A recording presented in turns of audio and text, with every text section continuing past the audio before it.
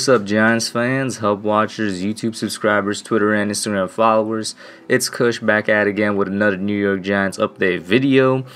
This one we're gonna talk about the two signings the Giants made yesterday in Kelvin Benjamin and Clement. Obviously, these were two kind of veteran guys that the Giants brought in during rookie minicamp to have them work out and see if they would be, you know, up to the standard to be added onto the team, and in my opinion, to add some competition at both the tight end and backup running back spot. But in general, Giants rookie camp so far, I mean, it's been pretty good. It's been one of the smaller ones in recent history, and the Giants seem pretty happy with what they brought in through the draft, through undrafted free agency, and through these veterans as well. For example, we learned a lot about Kadarius Toney during rookie camp. Of course, there was I wouldn't even call it a controversy, but fans that are kind of freaking out that Toney got the number 89 instead of the number 1, even though we all know 1 is retired by the Giants. Either way, we basically saw a little insight, a little bit more into Toney's character when he said that it doesn't matter what number he has, he's lucky to have a jersey at all, and it's not the number that makes the player, it's the player that makes the number, which is something I wholeheartedly agree with. Even though his number is most likely going to change by the time the season rolls around, because obviously of that Instagram post where he replied saying, or implying rather I should say, that his number is going to change by the time that the season opens. But other than Toney just being a hard worker, he also is open to being hardly coached, and we all know Joe Judge is a hard coach. This right here is from an article from Dan Salmon on Giants.com, where it says Friday was the first look at the first-round pick Kadarius Toney, the wide receiver whom the Giants selected 20th overall, trading back for future selections. It was also his first taste of a Judge-run practice. They coach pretty hard. I mean, any player that's willing to do what it takes to win, they're going to respect whatever coach they have available.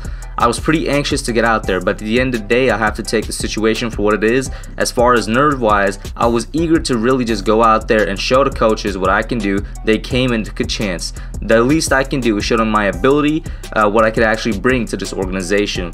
From all things that we're seeing here, we're hearing and we're seeing what Joe Judge and Patrick Graham were seeing when they met with Kadarius Toney during the Senior Bowl, because remember, that's where Judge said their first interaction was, and that's where his first impressions came from. The Senior Bowl this year, which kind of replaced the NFL Combine in terms of coaches having one-on-ones with teams and interviews and also seeing them perform with their own eyes.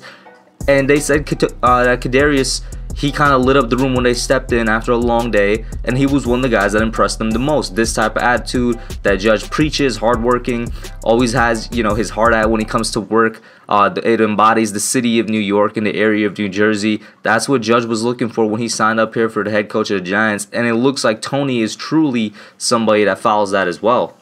And then now to the first veteran signing, Kelvin Benjamin, former Carolina Panthers wide receiver, and for a short while Buffalo Bills wide receiver as well.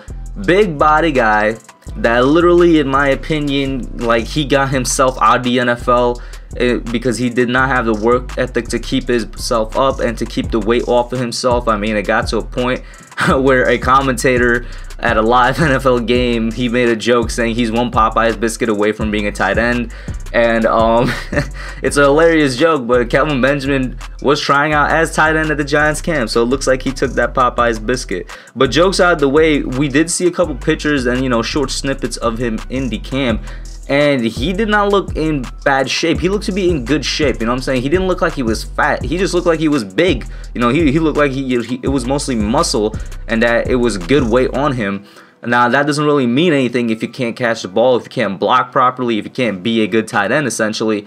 But evidently, for the Giants and for Judge, because Judge was working directly with Benjamin here, and I will say a lot of people are assuming that this was a Dave Gettleman signing because of the Dave Gettleman connection. Obviously, Gettleman drafted Kelvin Benjamin, and while I'm completely sure that had something to do with Benjamin even seeing time at the Giants rookie camp, the signing of him ultimately, in my opinion, was up to what Judge thought, and if Judge thought he was good enough to be on the team, or at the very least good enough to continue with the offseason program, and then he'll basically take it from there.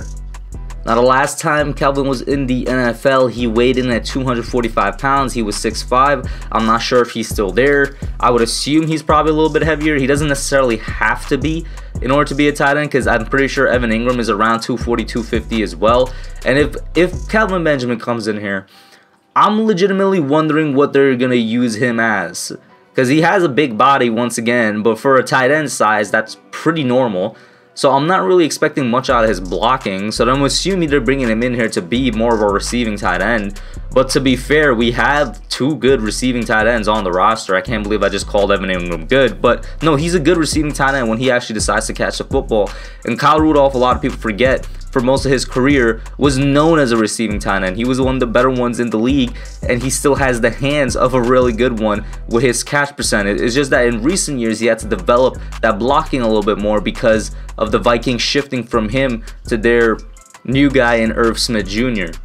And then, of course, I'm pretty sure Caden Smith is still on the roster. Levine Toilolo, who's supposed to be our actual blocking tight end. Like, the Giants are carrying, as of right now, 5 tight ends, which makes sense at this point in the offseason, where I think now we're like 93 men on the roster. Probably more than that, because I actually didn't count the rookies or the undrafted free agents. So yeah, we're probably well over 100 men on the roster right now. And I'm not sure when the 90-man cuts are going to happen. If I would take a guess, it would be before like mandatory camps begin. I'm assuming that's when the 90 cuts are going to happen. In that case, though, Kelvin Benjamin, is he going to survive that? I'm not sure. And I'm going to let y'all know right now, I don't think he's going to survive to be on the 55-man roster, which is ultimately what sees game day time. I think he's going to be here just to be like legitimate competition for the tight end spot.